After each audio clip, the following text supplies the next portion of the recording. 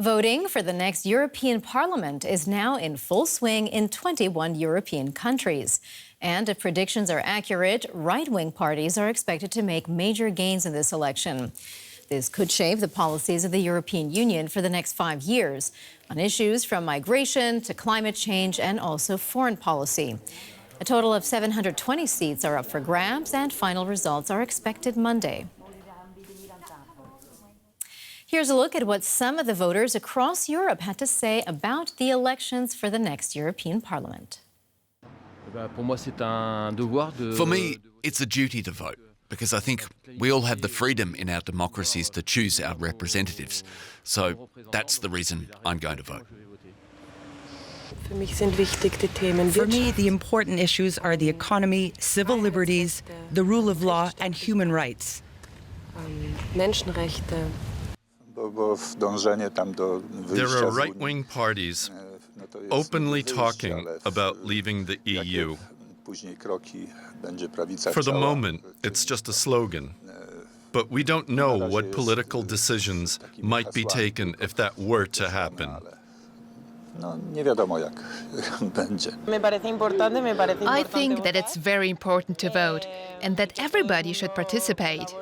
But really, I have many doubts about who to vote for in these elections. Well, one of the 21 countries voting today in the EU Parliament elections is Poland. And for The View from Warsaw, we're joined by our correspondent, Jack Parrock. Jack, good to see you. So tell us, what are the main issues that are on Polish voters' minds in this EU election? And what do polls tell us? What can we expect?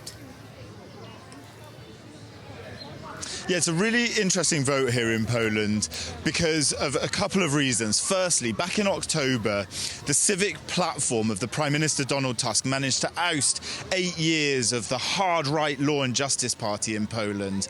And this European elections is actually seen as a sort of test, a sort of barometer on how well Donald Tusk and his government have been doing. The polls in the run-up to this day, this election day, have said that basically the Law and Justice and the civic platform, so the centre-left and the hard-left, are pretty much equal in the polls. 31% of the vote we expect. The polls voting for 53 of the European Parliament's 720 seats. Now, Donald Tusk is painting this election as, you must vote for us, otherwise you're allowing Russian influence into Polish politics here.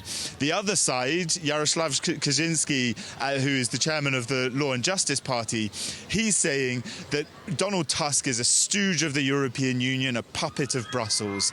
It is really about the sort of Polish opinions on those two parties and those two men, rather than perhaps necessarily the issues that are on voters' minds, which we know from studies say that it is things like security. There's also a big issue with the border at the moment. There's been a surge in migrants crossing from Belarus, like we have seen the Belarusians pushing migrants across the border over the last few years. Voters have a lot on their minds, but as I say, this divided country between these two sides, they will see who takes the most votes when we get those results later on Sunday and Monday morning. Jack, thank you for that. Jack Parrock on the ground for us in Warsaw. We appreciate it.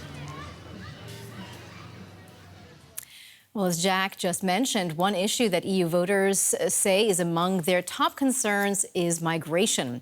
And few places in the EU feel as much pressure due to migration as the Italian island of Lampedusa. It's located in the middle of the Mediterranean Sea, halfway between Sicily and Tunisia in Africa. And Lampedusa is therefore a destination for many migrants heading for the EU. More than 1,000 landed there in just one single day this spring. Well, here is what some people on the island have been saying about this EU election. I was feeling very undecided about whether to go and vote. Actually, I was thinking of not voting because Europe is not felt here. But in the end, out of a sense of civic duty, I will go and vote. As a resident of Lampedusa, I hope that Europe can finally recognize all the sacrifices Lampedusa has made, because Lampedusa has done so much, representing Europe. It has given a sign of hospitality, of freedom. It has given a sign of entry to Europe. But Europe has always been absent in Lampedusa. Well, also on Lampedusa, the bodies of several migrants who died off the coast of North Africa have been brought ashore. The aid group Doctors Without Borders said one of its ships had recovered the bodies of 11 migrants who were trying to reach Italy from Libya. The Central Mediterranean route, as it's called, has been called the world's most dangerous crossing. More than 3,000 people died or went missing on this route last year. To talk about the perspective of the migrants coming to the EU, I'm joined in the studio by Ehab Badwi. He is a political activist here in Berlin who's been working to get young Syrian-German people involved in the political process in Germany and in Europe. Ehab, welcome to you. Thanks for joining us. So tell us what you have been hearing from young people with migrant backgrounds in Germany, in Berlin. What do they make of this EU election? Hello, and thanks for having me. I think, from the thing I heard from the last months, it's about the conversation start. Do we have to participate in this election? Are this election mean to us? Because as well, like many from refugee and immigrant who come Germany in 2015 and after and before, they still see themselves, they are not presented in the European politics. And always the conversation about which party it presents us, present the need we look for, and support our cases as immigrant and refugee here in Germany. And in many conversations coming up about people, they try to vote for a party support their needs in social level, in political level, and in economical level about how we see it. And same times who's supporting the immigration and refugee case in Europe. And with all this conversation, it's linked to the main issue here right now as well, with the conflict between Israeli-Palestine, where this is as well, it's main issue played about which party supporting, which not. And now you yourself came from Syria a few years ago. What's been your experience? And have you noticed a shift in how German society treats migrants, the attitudes of people, just in the years that you've been here? Yeah, since I'm here in Germany, where I come 10 years ago, I always feel the integration, it's coming in different ways. Sometimes the different integration, it's very welcoming, sometimes it's not. And it's always about how we interact with hosting community.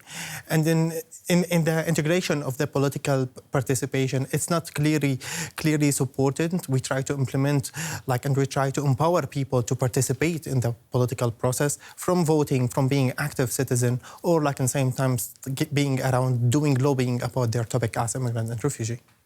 Can you tell us a little bit about the work that you do? So what exactly can you do to get people who've come to Germany from other countries to just become active in German or European politics? Yeah, as we find big need for including young people as well in German politics, we try to push behind creating an initiative called Dein Almania, Your Germany, where this is an initiative trying to help you to understand what's going on in the politics and as well which party you can vote for, as well get to be introduced to the parliament member and same time get in conversation with them, including political education and political awareness in a way to make you active. We have already in Germany around 10,000 people active with this initiative.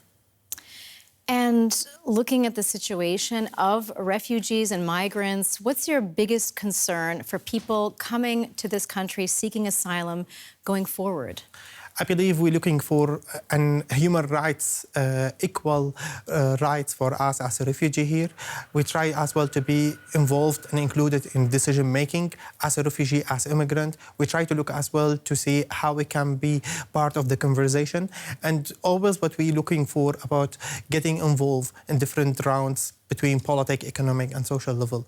And what I see as well, everything we need, it's sometimes inclusion, more focus on how we integrate those people in political level, from education, from support, in a way to make this happen, and to hear for immigrant and refugee and take them consider that they are part of the community. Yeah, listening to other people's voices, having dialogue, absolutely super important. Political activist Ehab Badwi, many thanks for coming into the studio and speaking to DW. Thank you.